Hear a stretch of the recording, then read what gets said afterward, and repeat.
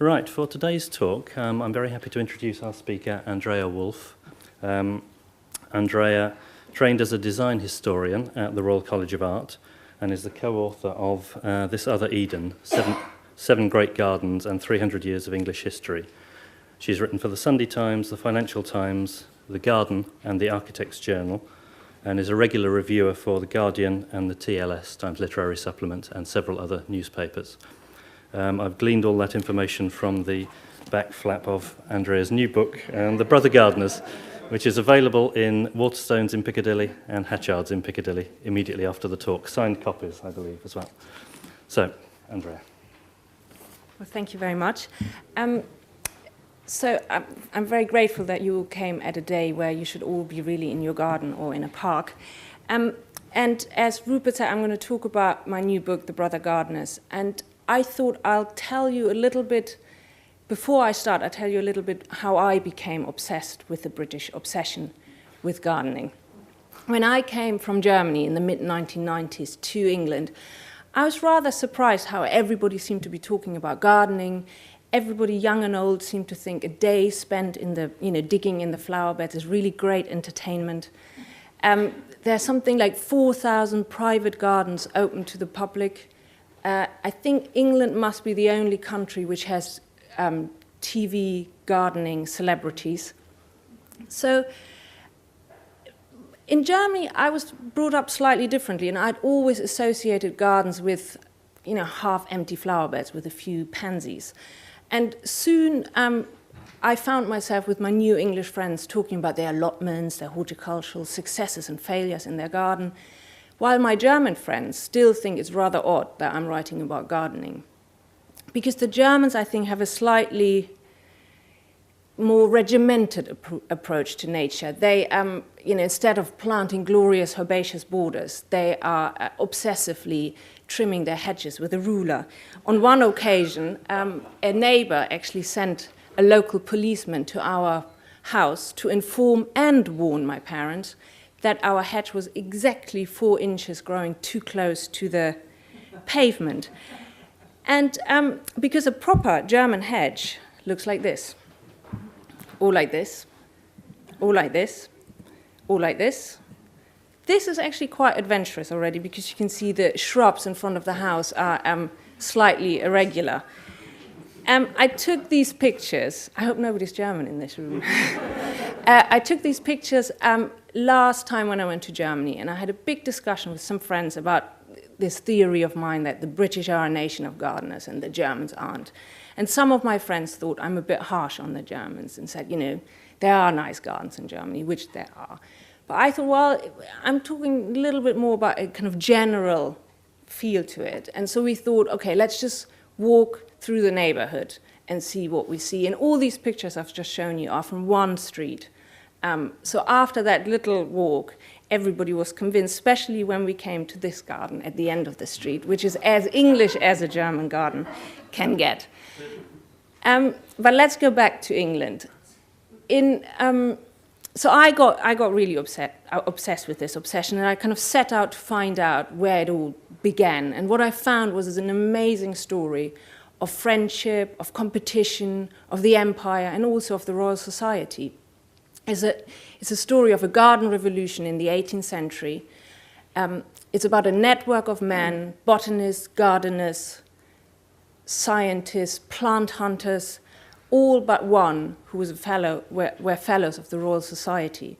It's the story of Peter Collinson, who was a London cloth merchant, fellow of the Royal Society, Philip Miller, who, there's no portrait of him, so I can't show you one, who's the head of the Chelsea Physic Garden, fellow of the Royal Society, John Bartram, who's an American farmer, who's the only one who's not a fellow of the Royal Society, but his observations on nature were actually read at the Royal Society and were also published in the transactions of the Royal Society. The cantankerous Linnaeus, obsessive cataloger and genius botanist, fellow of the Royal Society.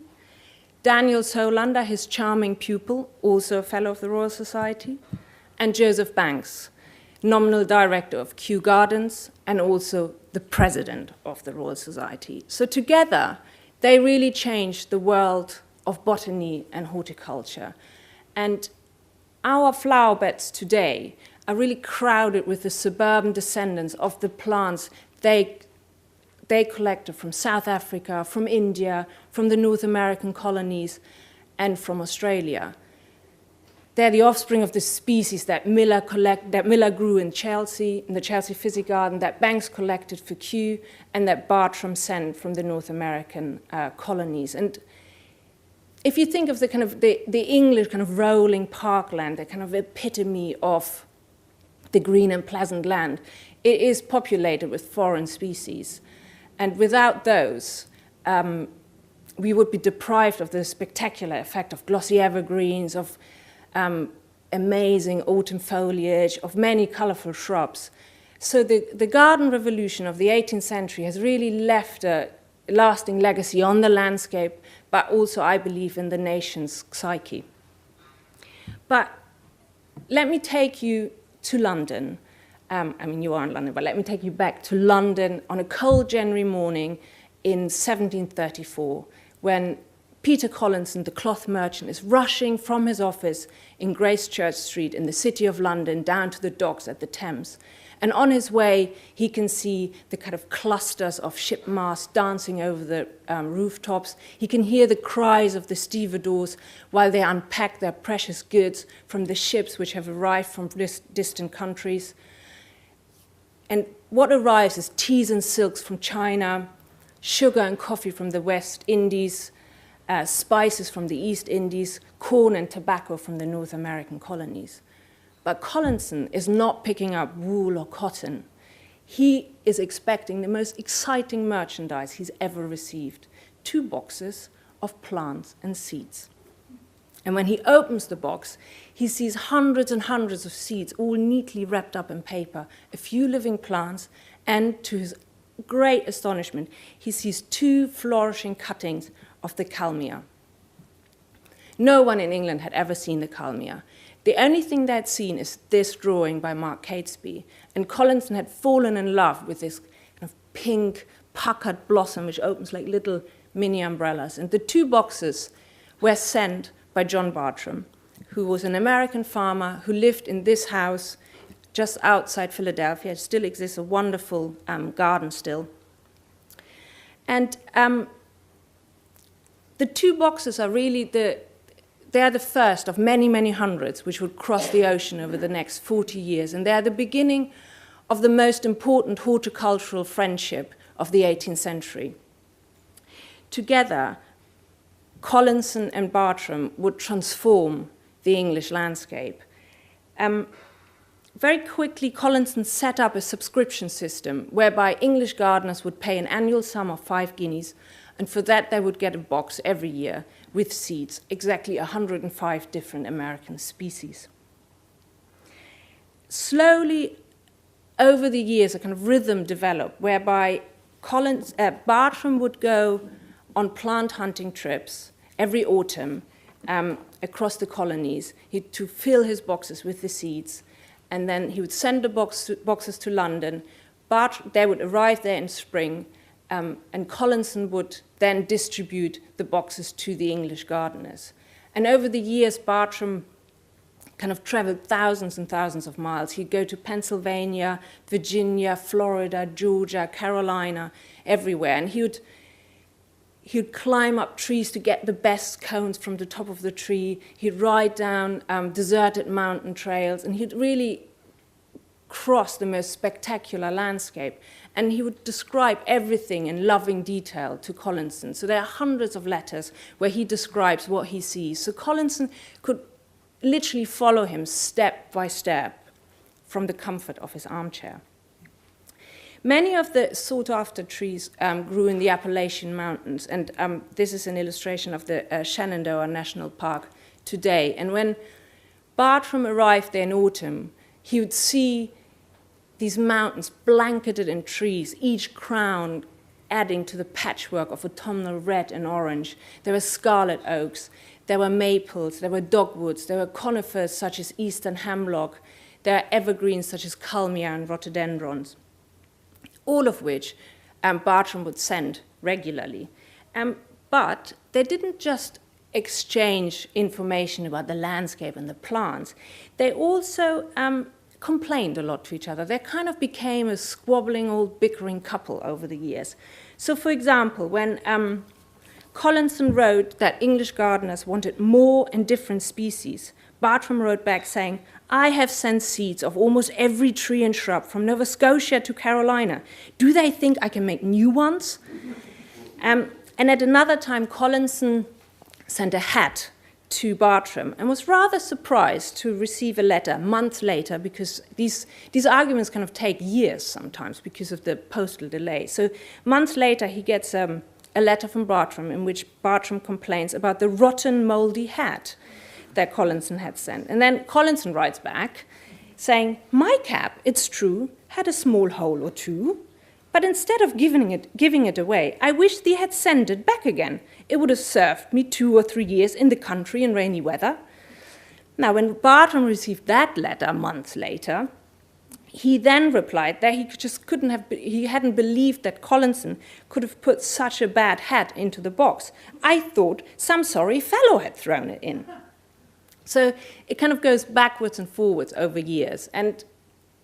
But Collinson at the same time always makes sure to protect Bartram's business interests without actually ever financially profiting himself. So, for example, when Bartram introduces the white cypress, and it becomes a very popular tree in England, and when Collinson finds out that you can actually propagate the white cypress very easily from cuttings, he promises Bartram not to tell anybody, because that would be very bad for his business, because then no English gardener would want his seeds anymore. So slowly they kind of began to transport America to England, and the English landscape is changing. And at the same time, there's a quiet revolution happening in the flower beds in England. And the man responsible for that is Philip Miller, the head gardener of the Chelsea Fizzy Garden. And this is an illustration of the Chelsea Fizzy Garden actually from the Thames, so not the way you would approach it today. And you can see the greenhouse in the background where Miller also lived. What was so revolutionary about Miller was that he published a really remarkable book, which is the Gardener's Dictionary, which he published in 1731, and which is really the first comprehensive, systematic manual for practical gardening. He lists every single species that is in cultivation in England alphabetically, and under each entry he gave advice how to cultivate and propagate this species. And so for the first time, he kind of makes available professional knowledge to non-professional gardeners. And it becomes an instant success, and he really turns the British into a nation of amateur gardeners because he gives them a tool. And the extraordinary thing about the Gardener's Dictionary was that everything was based on kind of scientific knowledge, on observation, on experiments. Because unlike other horticultural publications at that time, which just repeated kind of plant lore and myth and superstition, they would, for example, say you have to water your apple tree with urine to make the apples sweeter, or if you wanted to have flowers with double blossom, you should sow the seeds during full moon. So Miller gets rid of all that, and he bases the Gardener's Dictionary on his everyday experience in the Chelsea Fizzy Garden. And with that, he lays the foundation of our modern horticultural knowledge. And he also provides the template of every single plant dictionary that has followed. So if you have a look, for example, at today's Royal Horticultural Society dictionary, it's exactly set up as the Gardener's Dictionary, just with a few more glossy photographs, obviously. Miller did not only work at the Chelsea Fizzy Garden. Together with Collinson, he advised aristocrats to lay out their kind of big country estate gardens, and he also advised them how to cultivate Bartram's species in the parkland. And one of the aristocrats was Lord Petre of Thornton Park in Essex. And Petre called their group the Brother Gardiners, which is where the title of my book comes from. And he was the first subscriber of Bartram's boxes, and he actually ordered more than one box a year. He kind of got several a year. He often ordered like a box of one species, for example. And he was the first really to raise tens of thousands of American species in the English parkland at Thornton. At Thornton, there were 200,000 foreign plants growing in the parkland. And what he achieved at Thornton was truly remarkable, and he was hailed as the most innovative gardener of his age. Collinson, Petre, and Miller, with the assistance really of Bartram's plants, dismantled the ideas that had underpinned the late 17th century and the early 18th century garden. And this is I'm not quite sure if you can actually see the detail here. This is a very typical formal garden of the early 18th century. And what you can see is a garden that is ruled by geometry. You have hedges clipped into green walls, you have straight paths, you have topiaries. So in a garden like this, there was no branch, no flower head was ever allowed to grow unruly. Everything was under the kind of rule of geometry. And this is I think you can't really see this at all. This is a plan of Thornton Park from 1733, and it's a garden which is still partly formal, so there's still some straight avenues, but it's slowly kind of loosening up. So you can see serpentine paths kind of wiggling through irregularly planted groves. There are clumps of trees. So it's much more natural, and it's really the beginning of the English landscape garden. And what they do here is, instead of imposing patterns and order upon nature, they're using nature herself to provide the patterns and the shapes. So Bartram's plants, Bartram's trees and shrubs, they provide the cones, they provide the pyramids, the spheres, without the need for pruning shears. So it is, what they're doing is, for example, Miller advises to use the different hues of leaves as lights and shades of pictures. The different barks, white, peeling, cracked, smooth, could all be set against each other. And what they're doing is they're using Bartram's trees and shrubs, as Collinson says, like living pencils. They're drawing with those plants. So it's the plants themselves, not ornamental parterres, which provide the variety for the first time in the garden.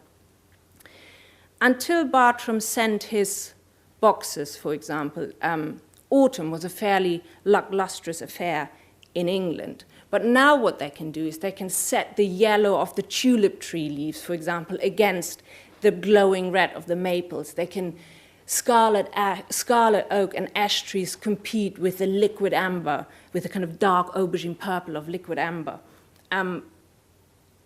Evergreens and conifers become very, very important because, bear in mind, England only has 4 native evergreens, which is Scots pine, yew, box, and holly. All the rest is imported. So the English gardeners were going absolutely mad about, for example, the white pine, which they adored for their long, feathery needles.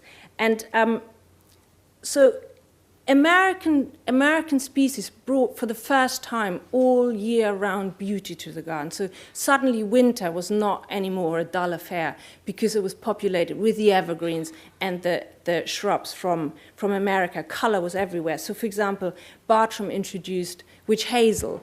He sent rhododendrons, magnolias. He actually sent the first rhododendrons to arrive in this country, sumacs. So for the first time, gardeners had a vast choice with, they had so many plants they could use in the garden. But this vast choice also brought problems because there was suddenly confusion about their names and their classification, because a new American plant could receive a different name in Paris, in London, in Leiden. So everybody got a bit confused, and the man who set out to bring order to this confusion was the Swedish botanist Linnaeus. Linnaeus was an obsessive cataloger who called himself rather modestly Prince of Botanists. He was ambitious, he was arrogant, but he was also a genius botanist. He liked to show off, in particular in his Lapland costume. He courted actually his wife in it successfully, and he also impressed the botanist in the Netherlands with this costume. In 1736, he arrives in London, and he wants to meet all the important botanists and gardeners.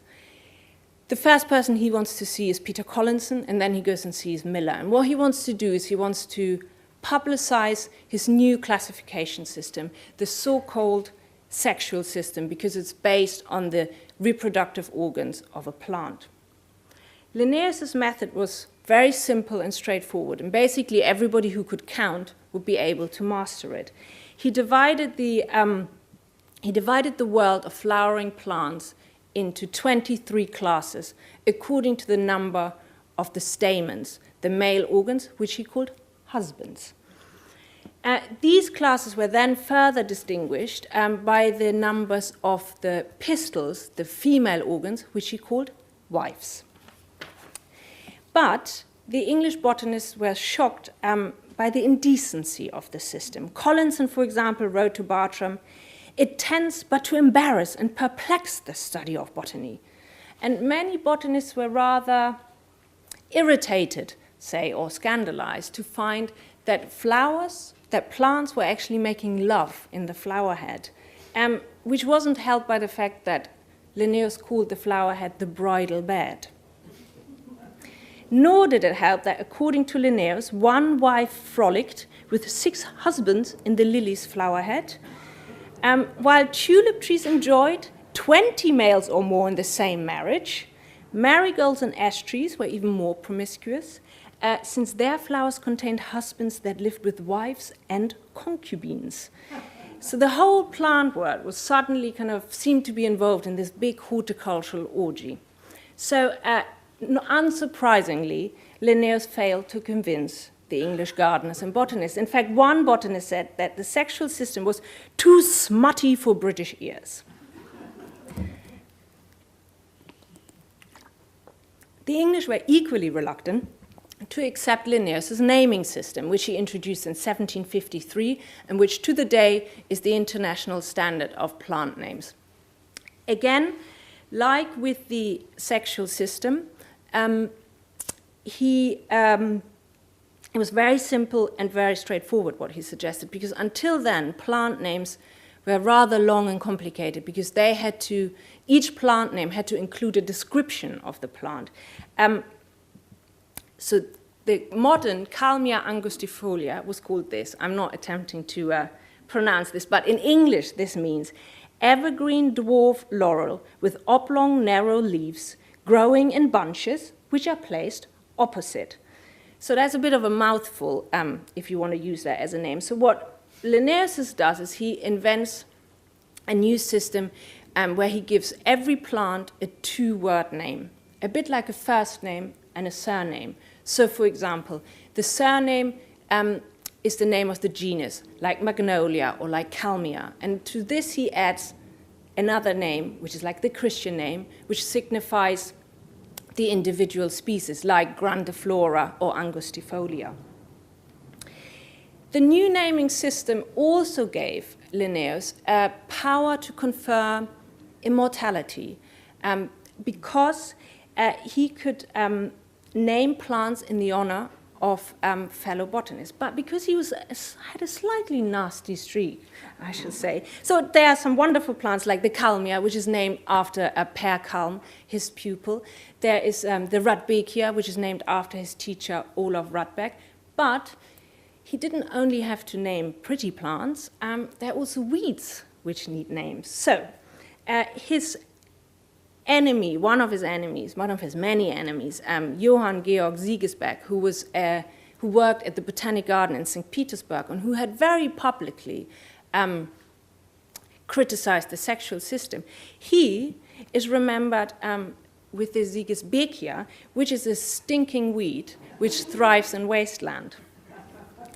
But again, Linnaeus failed in the beginning to convince the English botanists. And so he decided to send his favorite pupil, Daniel Solander, to England in order to convince the English of his system. Solander was much more charming, so he probably thought he has a better chance, but also to learn about practical gardening, because by the time Solander arrives in 1760, the English are really the leading gardening nation. And Solander is amazed when he arrives. There are gardens everywhere. In London, there are gardens everywhere. There are residential gardens. There are garden squares. There are pleasure gardens. There are market gardens. There are nursery gardens. There are parks. And so gardening and horticulture by then had really become a defining part of the English way of life. And these gardens were full of Bartram's plants. There's Calicarpa, which was adored for its purple berries, the beautifully scented Carolina allspice, tulip trees, which were adored for their white blossom and their strangely shaped leaves, Magnolia grandiflora, which caused a bit of a horticultural sensation when it first flowered, Robinia hispida, which was loved for its kind of dangling, kind of pink blossom, and Catalpa, the Indian bean tree, which was a big rarity in the 1730s when Bartram started to send it, but which had become so common that it was planted in many, many gardens. Even Capability Brown, the man who became famous by creating the archetypal English landscape, used many of Bartram's American species. Gardens, one foreign tourist noted, had become the absolute necessities of life, without which a gentleman of the smallest fortune thinks he makes no figure in the country. Collinson wrote to Bartram that flowers had become an infatuation in England. So great is the itch, he wrote, that a poor ragged shoemaker, a weaver, or a baker will give half a guinea or a whole for a new plant. And Solander loved the English for their love for gardening. And he wrote to a friend in Stockholm how different this was to Sweden, because in England, people have taste in such things. And everybody adored Solander because he's charming, he was witty, and he was rather modest. Collinson spent much time with him. Whenever Bartram sent some new plants, they'd pore over them, and Solander would classify them according to the Linnaean system. And in fact, Collinson then began plotting to keep Solander in England, because Solander had only intended to come for a year. So he got him a job at the new British Museum, where Solander classified all natural history objects according to the Linnaean system. But Solander's extended stay in England caused rather a lot of consternation in Sweden, because Linnaeus had not really, Linnaeus wanted Solander to publicize his system and to learn about gardening, but he didn't want to lose him entirely, because he had trained him to become his successor, an honor which he gilded by promising his daughter to Solander. So he was rather angry, and he wrote to Solander, "What sirens or furies keep you there, I do not know." And he begged him to come back, but he never received a reply. In fact, the next thing he hears from Solander is almost a decade later, and it's a letter Solander writes from the Endeavour.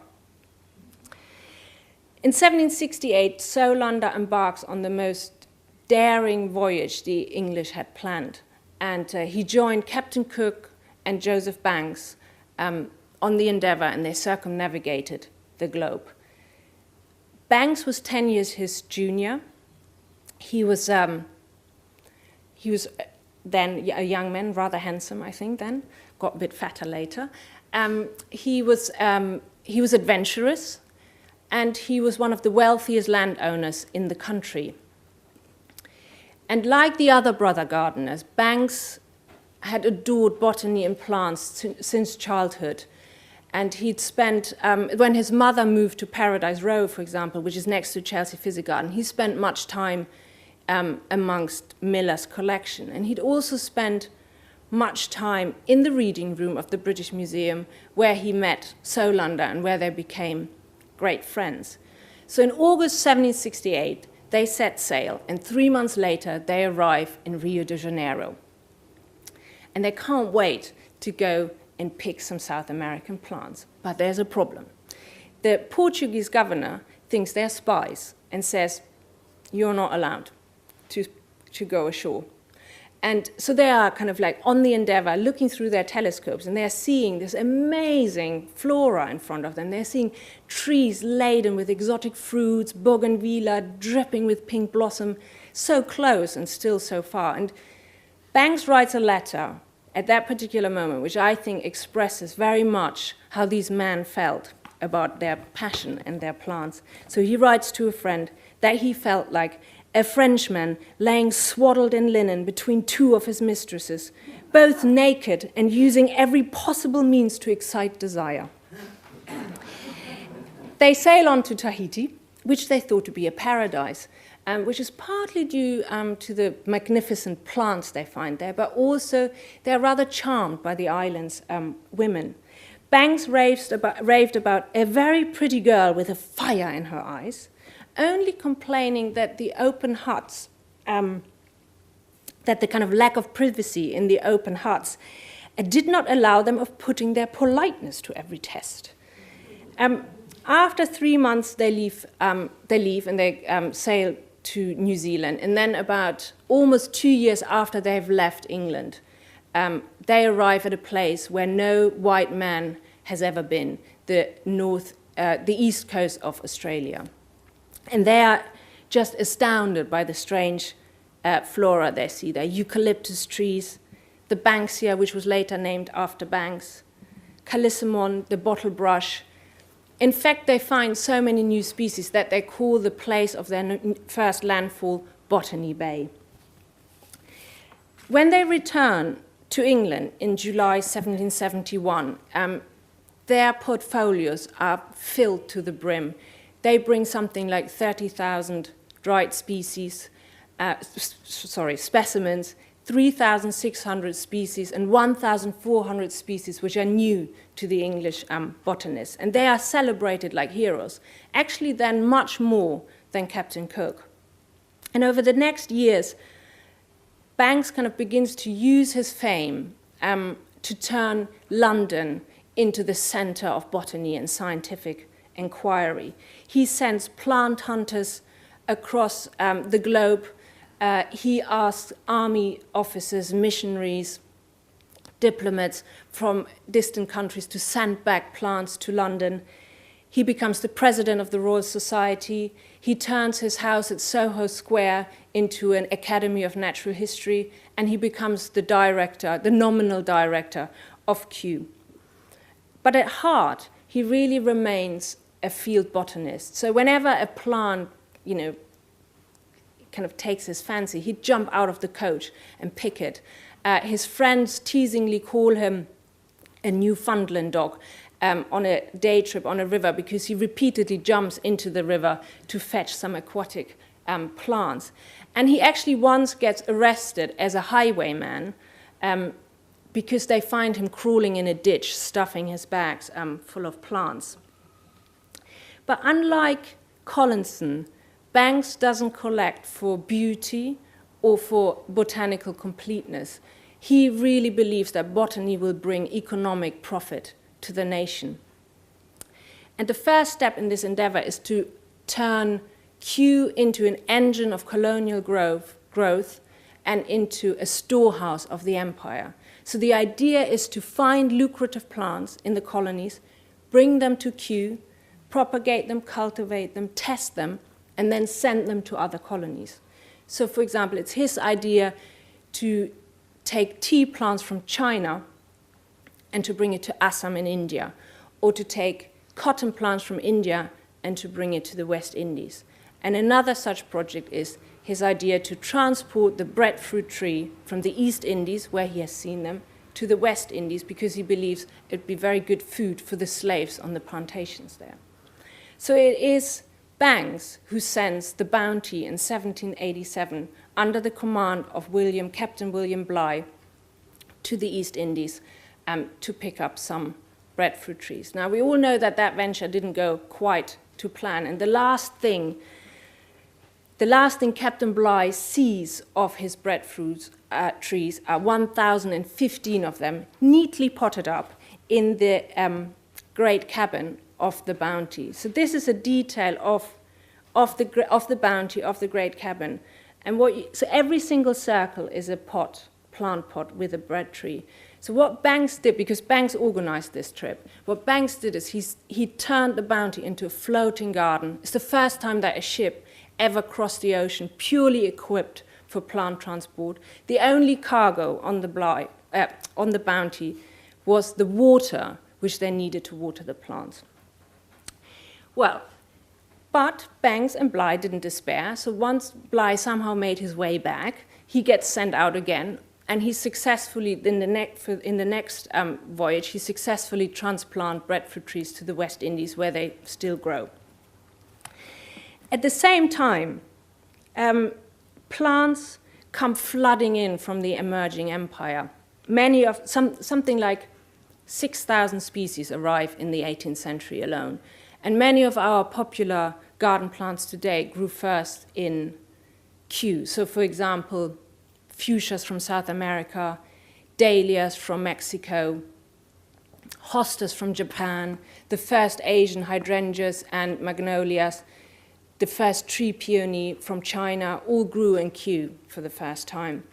And by that time, by the end of the 18th century, Bartram's plants are so common that their prices have really plummeted and everybody can afford them. And they can buy them in one of the 200 nurseries in London, which is quite an increase because at the beginning of the 18th century, there were 50 nurseries across the whole of Britain. So now you have in London alone 200. There are plant manuals which get printed, which explain exactly how to grow an English shrubbery, and it's full of American species. Miller's Dictionary by then is in its 8th edition. And as the new century dawns, the kind of ownership of a garden really becomes a prerequisite of happiness and maybe even Englishness itself. So one horticultural writer, for example, observed, "Scarce a person from the peer to the cottager thinks himself happy without being possessed of a garden." So England was really in the midst of a flower frenzy. And I'm going to finish this with a, I think, wonderful 18th century satire on this fashion that women started to wear their gardens in their heads. And I don't know if you can see that there, but there's a little gardener, there's a temple, there are flower beds, there's a fence, and there's a wonderful diary entry which just describes this fashion from the 1780s, where one onlooker observed at a dinner party 11 damsels which had amongst them on their heads an acre and a half of shrubbery, besides slopes, grass plats, tulip beds, clumps of peonies, kitchen gardens, and greenhouses. Thank you very much.